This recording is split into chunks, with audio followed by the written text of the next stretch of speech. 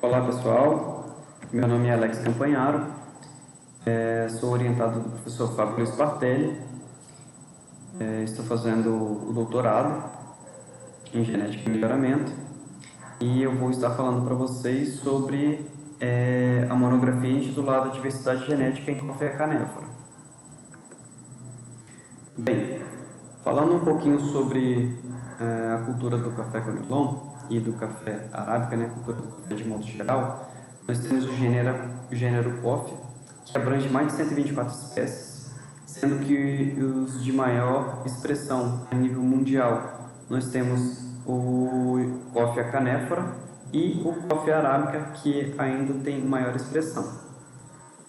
Bem, isso tem uma importância grandemente, não só para o Brasil, mas como para o Espírito Santo, para os demais países produtores. Por quê? Porque ela tem grande expressividade econômica, ela é uma moeda de troca e ela tem uma grande importância social.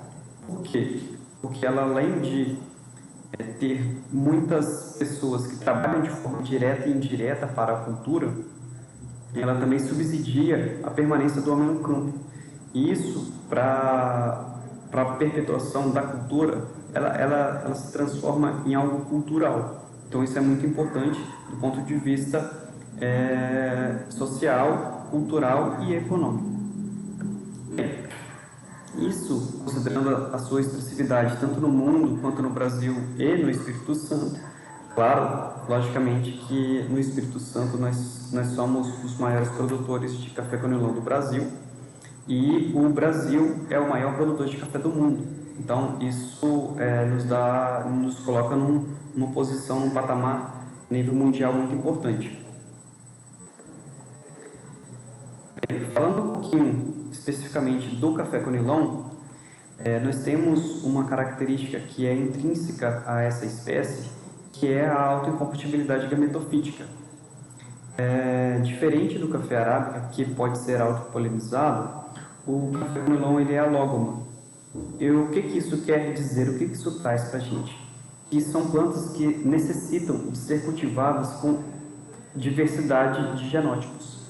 Ou seja, eu preciso de genótipos que contenham alelos diferentes para a viabilidade de polinização. Ou seja, eu preciso de ter materiais que são plantados, que tenham conhecimento dessa incompatibilidade inicialmente. Eu vou plantar esses materiais que sejam compatíveis, ou seja, eu preciso conhecer como que essas plantas se comportam em relação a essa compatibilidade para plantar esses materiais em linha.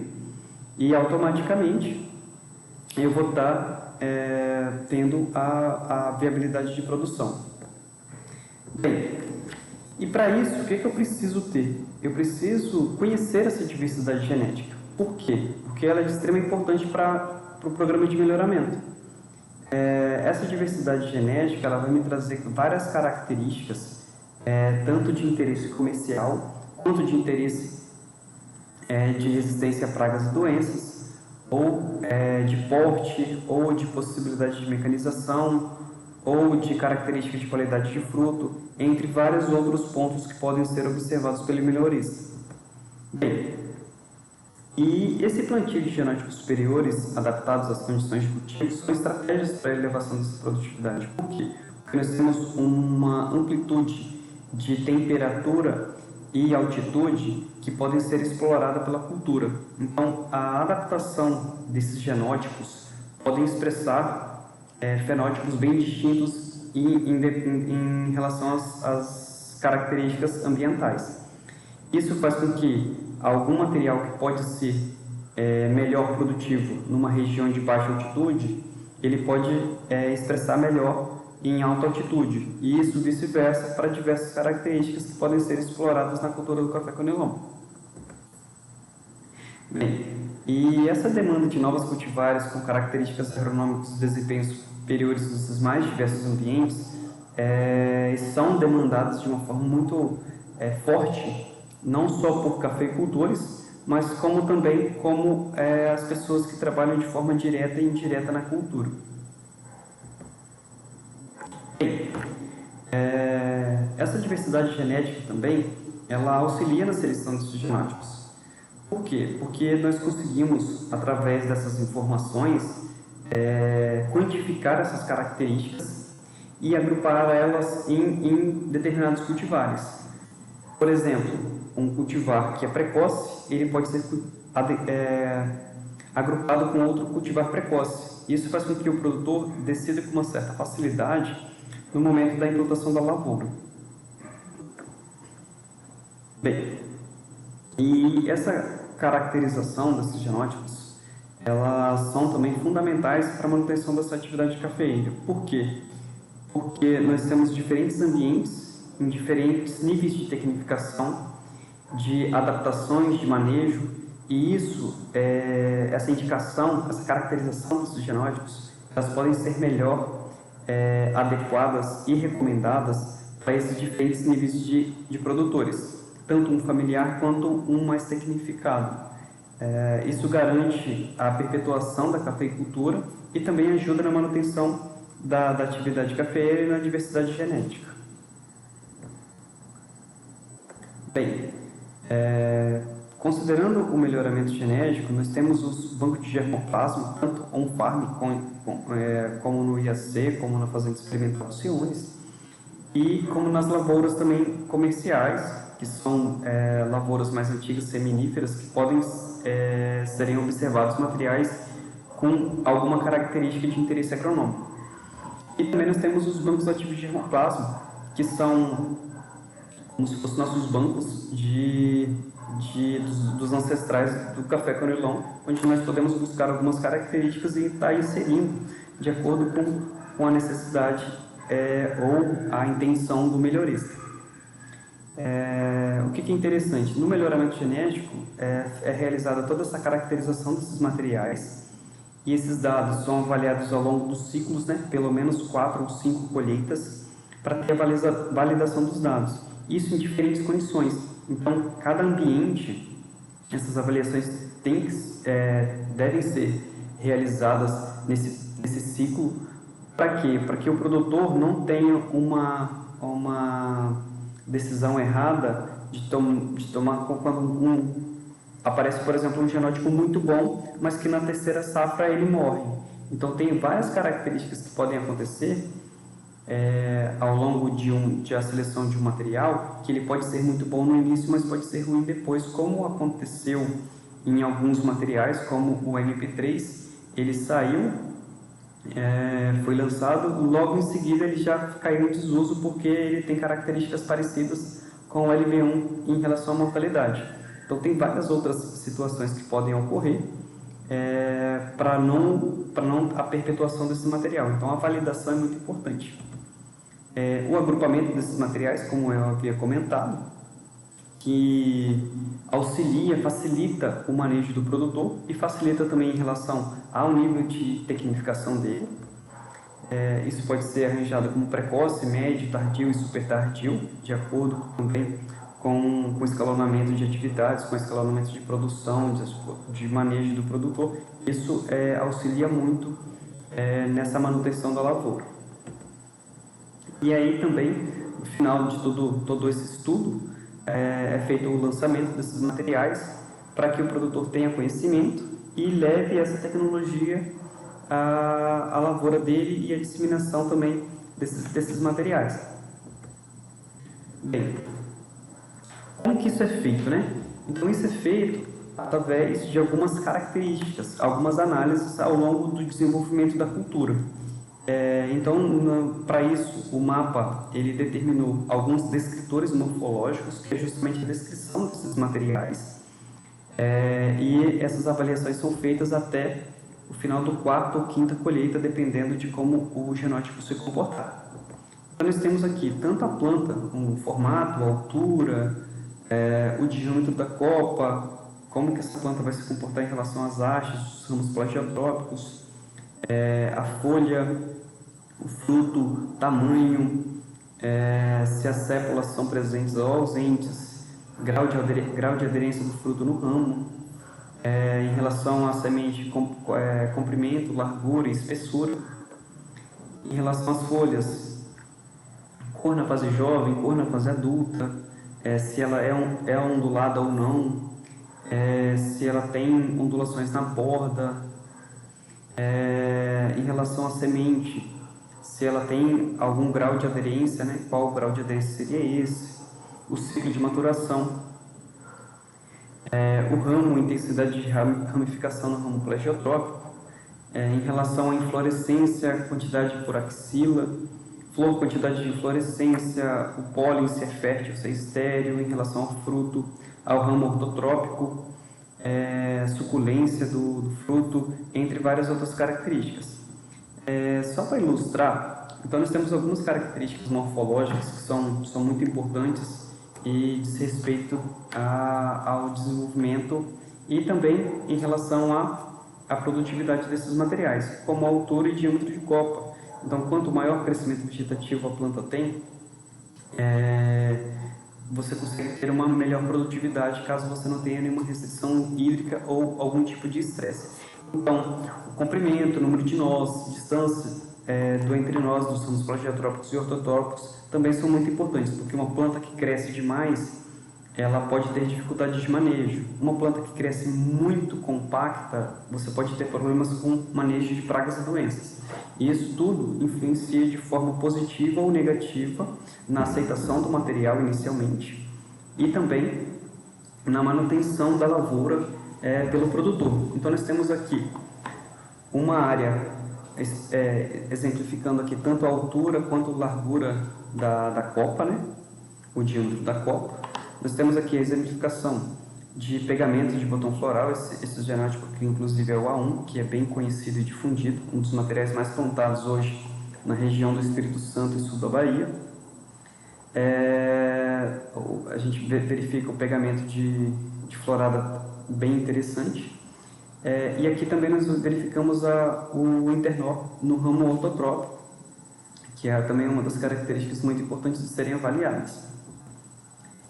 Também nós temos as características de produção, produtividade e rendimento, né, do cafeeiro, e a classificação desses grãos, que é classificado em peneira, no caso, e tem várias outras características, peso de 1000 grãos, rendimento, como que esse material vai se conformar em relação à colheita, a aderência desse grão à planta, ao ramo plagiotrópico.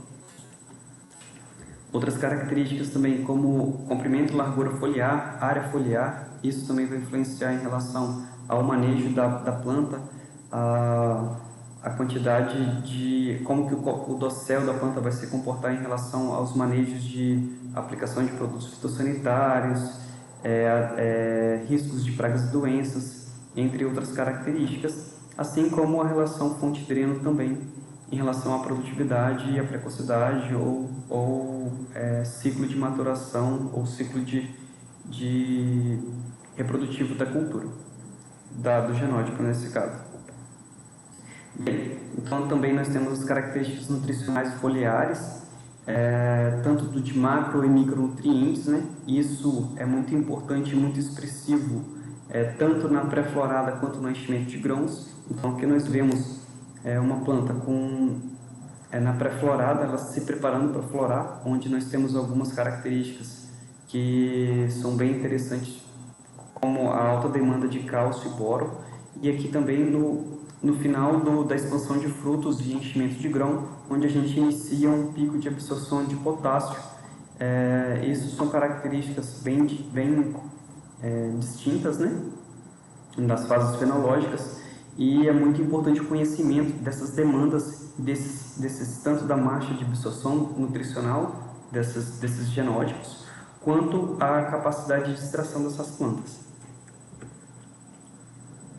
Bem, então, no café conilon nós temos uma caracterização ambiental, que seria basicamente um zoneamento, onde a planta melhor se adequa.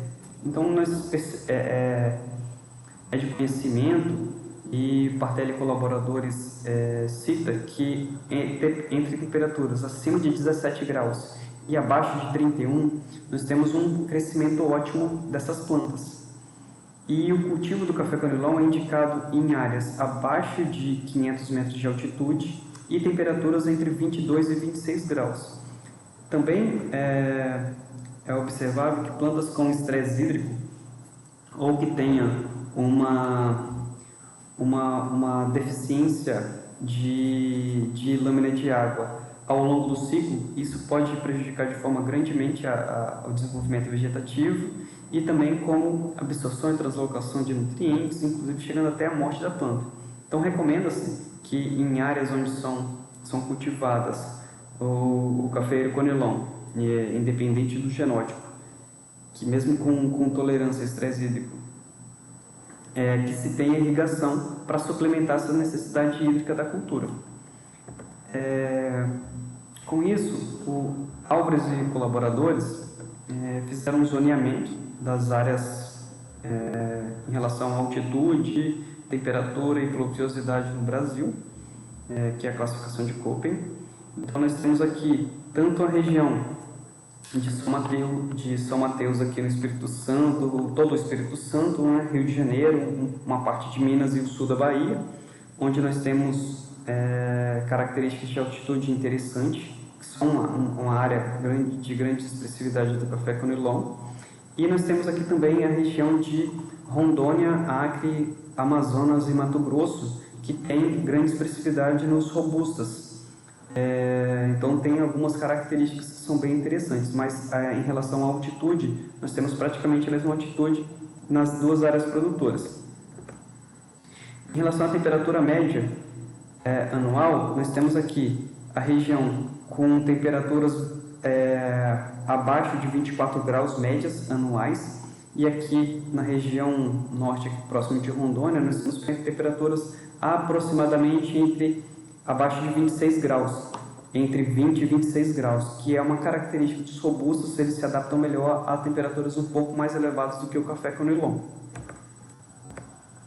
Também aqui nós temos as características de pluviosidade anual, onde nós temos aqui na região sudeste e extremo sul da Bahia precipitações entre 700 e 1.600 milímetros de chuva, e aqui no norte chegando de 1.900 a 2.500, alguns locais até com 3.000 milímetros. Então, eles têm uma pluviosidade bem melhor. Isso também caracteriza o desenvolvimento dos robustos, que é um pouco mais elevado também. Então, alta temperatura e alta pluviosidade. Bem, falando um pouquinho sobre reprodução sexuada e assexuada, nós temos hoje basicamente os dois métodos, que são inclusive algumas cultivares lançadas, tanto seminífera quanto clonal. Nós temos essa reprodução sexuada através de sementes. A gente tem um alto grau de heterogeneidade. Então nós observamos que as plantas propagadas por semente, ela tem essa desigualdade na formação das lavouras. Isso faz com que existem plantas com diversas características diferentes, apesar delas serem mais rústicas e terem uma maior uniformidade de produção ao longo dos anos. Porém, são plantas que você tem uma dificuldade de manejo, pois se comportam de forma completamente distinta dentro da mesma linha de plantio. E nós temos as reproduções vegetativas, né, que são as reproduções clonais desses materiais, onde esses materiais são colocados em linha, tanto para facilidade de manejo do produtor, quanto para melhor garantia de padronização e rendimento de produção. Porque nós observamos uma área com plantas seminíferas, a gente observa a desuniformidade do estande e também a dificuldade do manejo. E aqui nós observamos uma característica de uniformidade de lavoura, onde nós temos um estande em linhas, né, de genótipos distintos para obter a polinização cruzada, que a gente consegue ter melhores rendimentos e facilidade de manejo também. Bem, tem alguns métodos que facilitam ou auxiliam o melhoramento genético. Esses métodos são a seleção recorrente, né, onde a gente tem alguns ganhos genéticos quantitativos, né, visando aumento gradativo de alelos. A hibridação, que pode ser um cruzamento direcionado entre duas características distintas, para verificar se existe herdabilidade dessas características ou agregação de características a um híbrido, e também marcadores moleculares, onde se identifica locos de interesse e facilitam e ganham tempo nesses processos de melhoramento genético. Nas considerações finais, o conhecimento da diversidade genética da espécie Coffea canephora é de real importância para a continuidade e manutenção das culturas nos parques cafeeiros e para a manutenção de programas de melhoramento genético. Assim, a busca constante por materiais de alta produtividade, qualidade superior e adaptados às mais diversas condições ambientais de manejo são focos principais dos programas de melhoramento genético através da diversidade genética. E inúmeros novos genótipos, de Coffea canephora originam-se no campo. Isso se dá através de seleção, multiplicação e exploração de cafeicultores de modo empírico, o que representa grande parte dos plantios dos parques cafeeiros. E ressalta-se também a grande importância desses cafeicultores nessa observação e seleção de novos materiais, os quais fazem parte muitas vezes do início do processo de melhoramento genético de café. Então, com essa identificação desses materiais, a partir daí, destaque-se também a importância das instituições de pesquisa em nosso país, que são responsáveis pelas avaliações e pesquisas nos ensaios de competição para a seleção e lançamento de materiais promissores, através das avaliações das características agronômicas de interesse, contribuindo assim para o desenvolvimento da cafeicultura e na manutenção e ampliação da variabilidade genética do conilon. Aqui estamos nas referências utilizadas e eu agradeço e fico à disposição para quaisquer dúvidas ou eventualidades dos demais colegas.